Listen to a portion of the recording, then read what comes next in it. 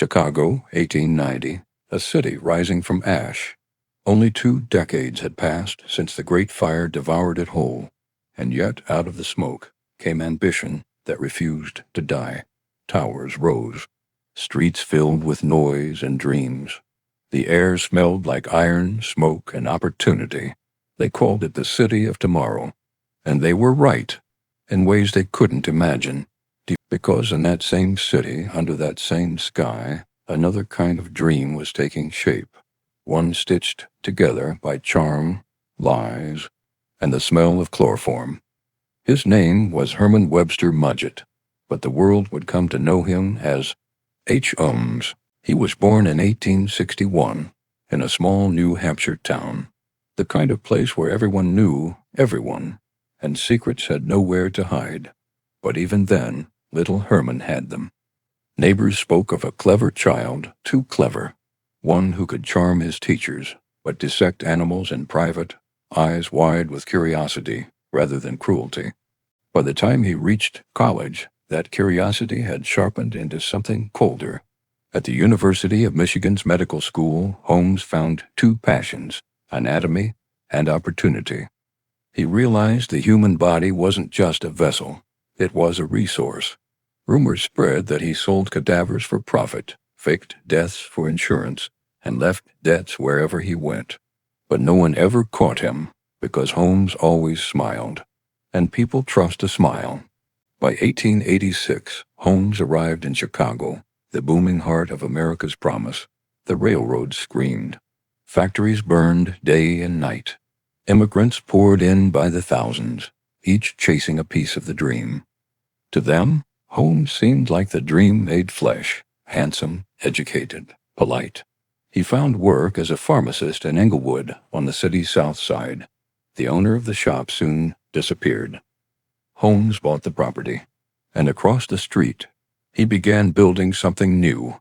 It looked like a hotel, but inside was something else entirely. Locals would later call it the Murder Castle. Brick by brick, Holmes designed it himself. Rooms with no windows, doors that opened to walls, staircases that led nowhere.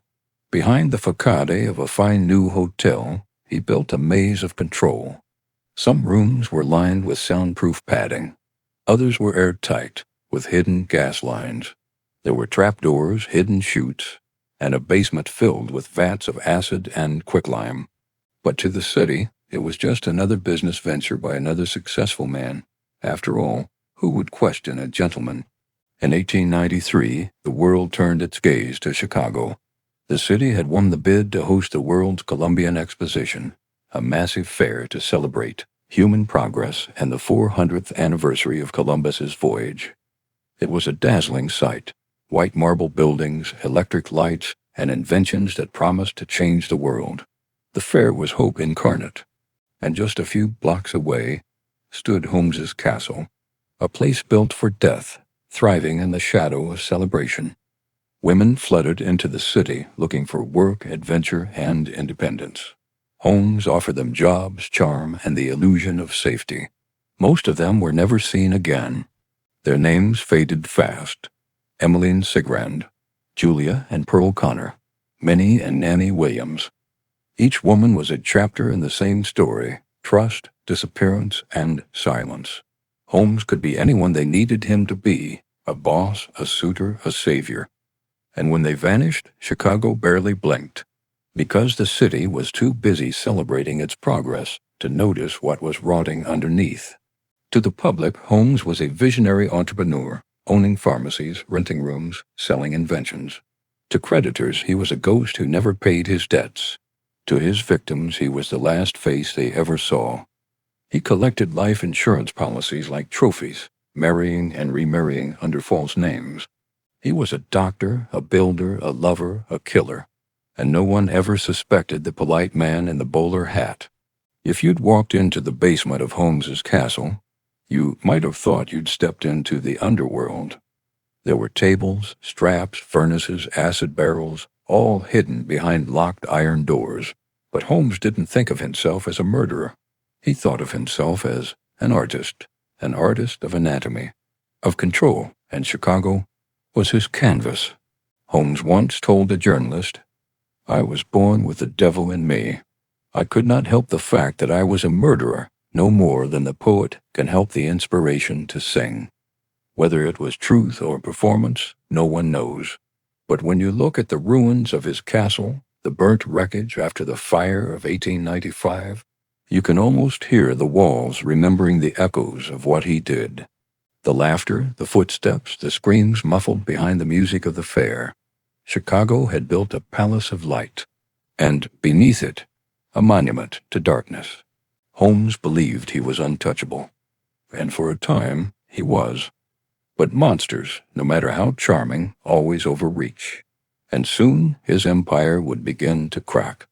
Because one man, a detective with patience, intuition, and something Holmes didn't understand, was about to start asking questions.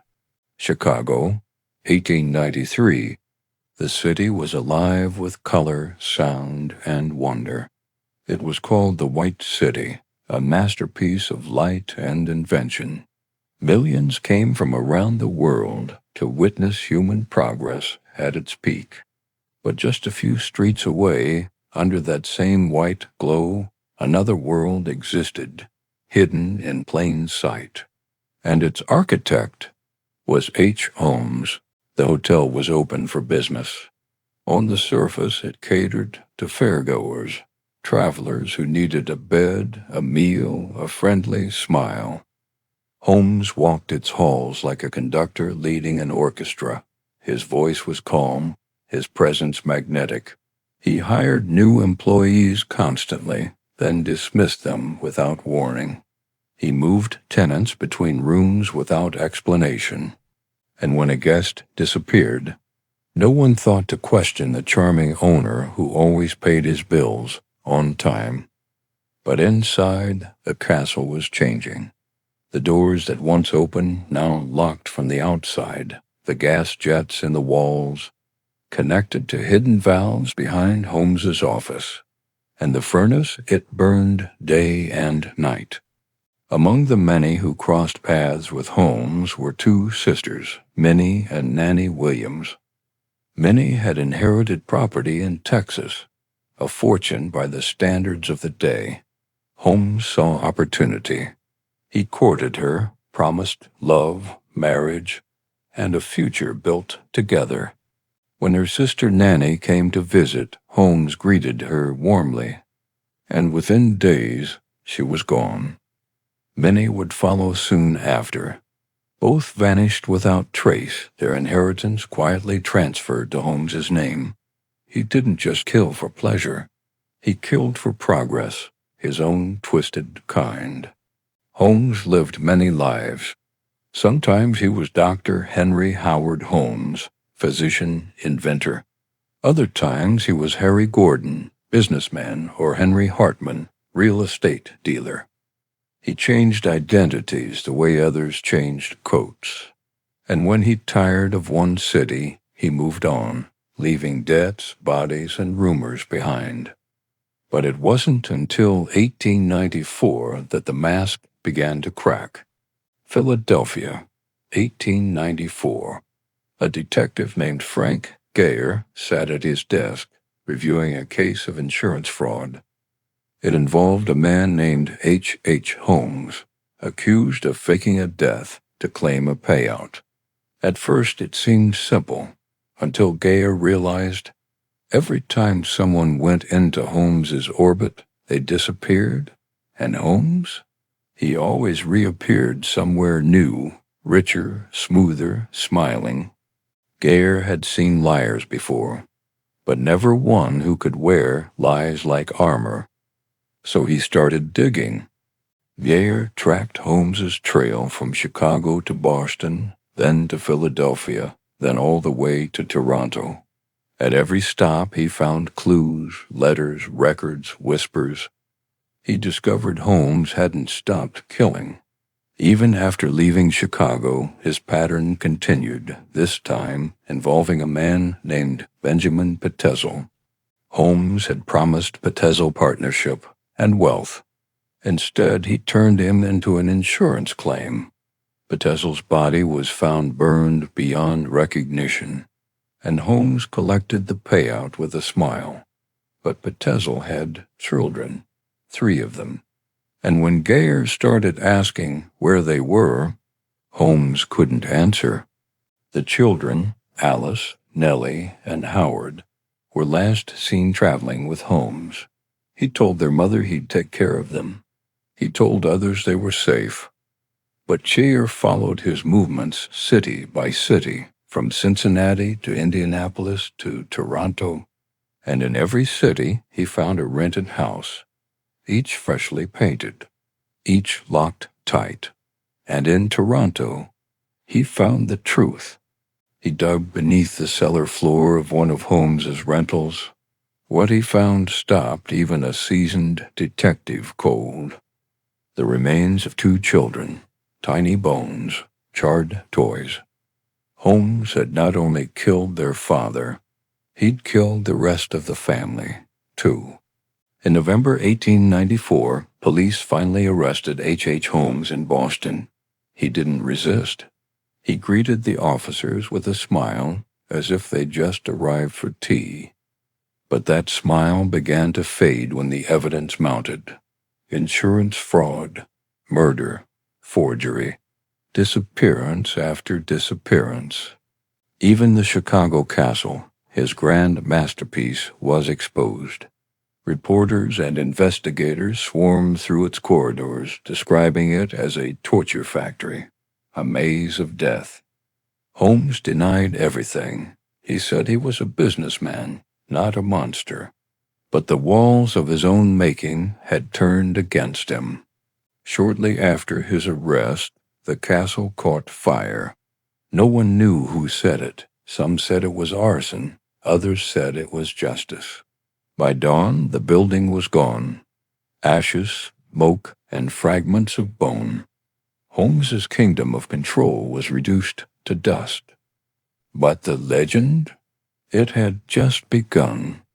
In 1895, the trial of H. Holmes began. Newspapers called him the arch-fiend, the devil in human form. Holmes represented himself in court, speaking with the same calm confidence that had fooled so many. He even smiled while describing his crimes. When the jury delivered its verdict, guilty, Holmes merely nodded. He was sentenced to death. Before his execution, Holmes wrote a confession. Some called it truthful. Others, the final performance of a man who lived for attention. He claimed to have killed 27 people. Later investigations suggested the number might be closer to 200. But no one knows for sure, because many of his victims were never found. On May 7, 1896, Holmes was hanged at Moyamensing Prison in Philadelphia. Witnesses said it took him nearly 15 minutes to die. Even in death, he defied the natural order, as if refusing to let go. Before his execution, he requested his body be buried 10 feet deep in concrete. He was afraid, he said, that grave robbers might use his body for dissection. Irony from a man who dissected others without mercy. When the fair ended, Chicago was never the same. The city of light had cast its longest shadow. Holmes's castle was gone, but the fear it created lived on, whispered in newspapers, echoed in stories told at night. They say the fair represented the triumph of progress. Holmes reminded the world of what progress hides, that beneath every shining city, there's always a basement. Some say Holmes was America's first serial killer. Others call him a myth, a symbol of unchecked ambition and evil. Maybe both are true, because when you walk the streets of Chicago today, beneath the hum of traffic and the glow of skyscrapers, you can almost feel it, the faint pulse of a smile that once fooled the world. And if the devil ever walked among us, he wore a bowler hat and introduced himself as Dr. Holmes. The Devil in the White City, a story not just about murder, but about the cost of progress. By the winter of 1895, the man once called Dr. H. Holmes had become something else entirely. A headline, a symbol, and for many, a question that would haunt America for generations. Who was he, really? A calculating businessman? A remorseless killer? Or the mirror of a new nation's ambition turned inside out? Behind the iron bars of Moyamensing prison, the devil was finally alone. Inside his cell, Holmes kept a small desk, a few books, and his most dangerous tool, a pen. He wrote endlessly, letters, confessions, reflections. To his lawyers, he was courteous. To his guards, polite. To himself, misunderstood. He told reporters he had never truly been evil. That perhaps, he said, I was born with the devil in me, a phrase that would echo through time. He believed his intellect, his refinement, his composure set him apart from other men. But to the world outside those stone walls, he was no longer a man. He was an idea, proof that beneath civilization's white marble surface, something darker waited. Newspapers devoured every word he spoke. Each interview printed in bold letters, every gesture analyzed like scripture. In an age hungry for sensation, Holmes became the perfect story. Educated, charming, monstrous. Journalists compared him to the great villains of literature. Some called him America's Dr. Jekyll and Mr. Hyde. Others named him simply the Beast of Chicago. Crowds gathered outside the courthouse just to glimpse him being escorted to trial. He smiled through it all, calm, confident, as if the entire affair was one last game. The trial of H. Holmes began in Philadelphia in October of 1895. The courtroom overflowed. Holmes, always the showman, chose to defend himself. He addressed the jury with the charm of a salesman and the precision of a scholar. When the prosecution spoke of fraud, he smiled. When they described murder, he adjusted his tie. But when they spoke the name Benjamin Petezel, his eyes dropped for the first time. He did not deny the man's death, only claimed it had been an accident, a misunderstanding and a plan gone wrong. The jury took less than an hour to decide his fate. Guilty. Holmes nodded, as though he had expected nothing less.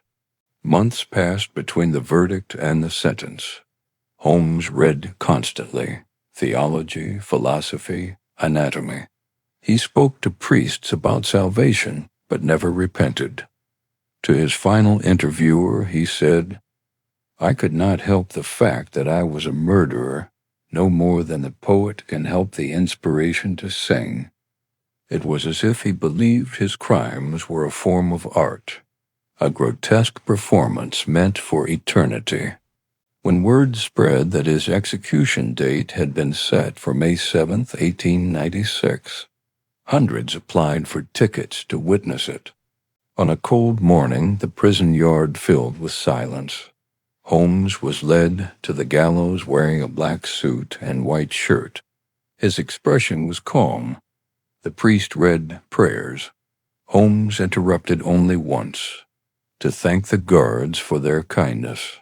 When the trapdoor opened, the man who had haunted 2 nations was gone. Witnesses said it took him long minutes to die, as if even death hesitated to claim him. And then there was stillness. Holmes had left one final request, that his coffin be filled with cement and buried 10 feet deep. He feared grave robbers, he said, or worse, scientists who might study his body the way he had studied others. The cemetery workers complied. Concrete poured over wood, sealing the devil beneath the earth he'd once walked so easily above. The location of his grave was kept secret for years. Only a handful knew exactly where he lay. Chicago moved on. The white city faded into memory. The castle, once a monument of cunning, was reduced to rubble. But the story refused to die. Each decade brought new rumors that Holmes had escaped the gallows, that he'd bribed the hangman, that he still walked the earth under another name. In 2017, descendants requested the grave be exhumed to prove once and for all who lay inside. When they broke through the layers of concrete, they found the remains still perfectly preserved, a man buried face down, his mustache intact. H. Holmes had not escaped, but his legend had. Holmes's story was more than murder. It was a mirror reflecting the very era that created him. The 1890s were an age of belief in progress, science, business, architecture, and empire. But beneath that progress was desperation, loneliness, and greed. Holmes turned those promises inside out. He built a temple not to innovation but to deceit, a place where progress itself became the weapon. And the world watched, fascinated, because deep down they recognized him, not as a stranger, but as something disturbingly familiar.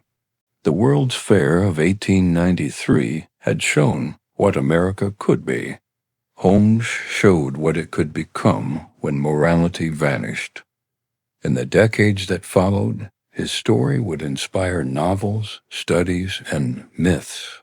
From the devil in the White City to countless retellings of his crimes, historians debated the truth. Psychologists studied his mind, and filmmakers tried to capture the cold logic that made him unique. But none could ever quite explain it. How one man could move so easily between light and shadow, between progress and ruin. There is a theory among historians that Holmes was not the beginning of something, but the result of it. A product of a new America, a world racing so fast toward the future that it forgot to look at what followed behind. He sold dreams. He built them, room by room, until the walls themselves became his confession. And though his castle has vanished, its echo still lingers, in the fear of what charm can hide and what progress can excuse. More than a century later, we still tell his story not to understand him, but to understand ourselves. Because every great city, every shining tower casts a shadow, and somewhere in that shadow, the ghost of H. Holmes still smiles. The Fall and the Legend, the final chapter of The Devil in the White City, written in concrete, remembered in whispers,